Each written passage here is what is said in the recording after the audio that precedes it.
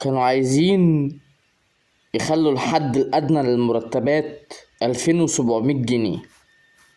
في الزمن الأسود اللي احنا فيه ده المفروض يبقى الحد الأدنى للمرتبات 10 آلاف جنيه، مش 2700 جنيه ولا 5000 جنيه ولا حتى 7000 جنيه. يبقى الحد الأدنى للمرتبات الحكومية 10 آلاف جنيه،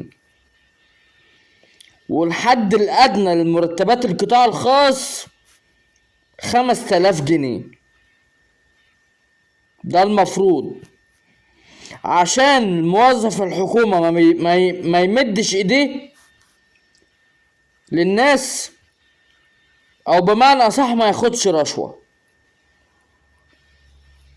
ولا الموظف القطاع الخاص ينزل يشحت في الشارع.